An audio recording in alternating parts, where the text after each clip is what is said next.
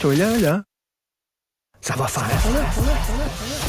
J'ai déjà essayé d'expliquer ça. À un moment donné, pouvez-vous régler ça? La rencontre de Richard Martineau. Salut Richard.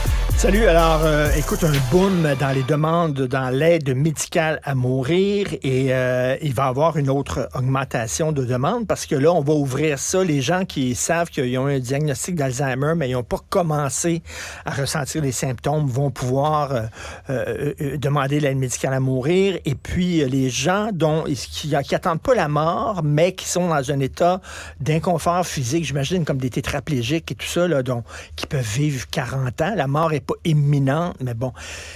Et à un moment donné, va se poser la question, est-ce qu'on doit ouvrir ça aux gens qui souffrent non de troubles de santé physique, mais de troubles de santé mentale?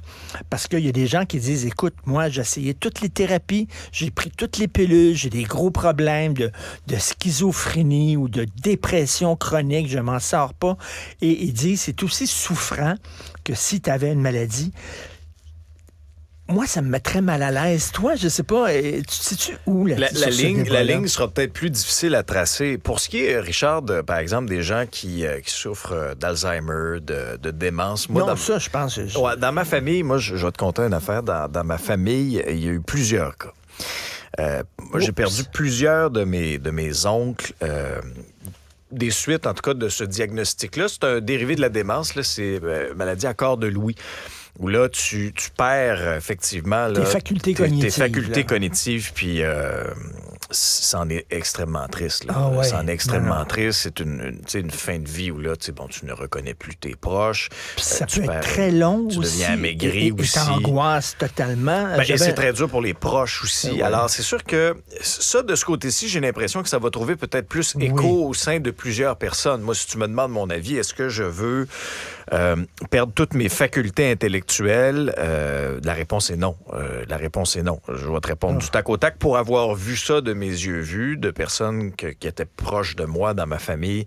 Puis il y a cette inquiétude-là aussi, hein, quand tu as des cas comme ça dans ton entourage. Et tu te dis, est-ce que ça va m'arriver? Est-ce que ça va arriver à quelqu'un d'autre que j'aime? Alors, moi, cette partie-là trouve davantage écho chez moi. Mais je comprends le malaise.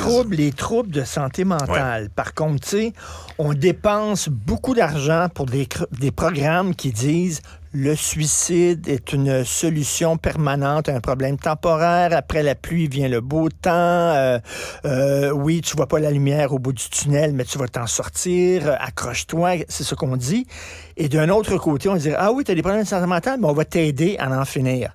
Je sais pas, moi j'ai un malaise avec ça, mais il y a des gens qui disent, écoute, là, c'est très souffrant. Avoir de graves problèmes de santé mentale et tu ne t'en sors pas. Il y a des gens, effectivement, qui ont des dépressions puis qui peuvent s'en sortir. Tu dis, regarde, là, à un moment donné, je sais que là, tu es dans le noir total et tu vois pas de fin à ton affaire, mais accroche-toi. Puis mais il y en a d'autres que non.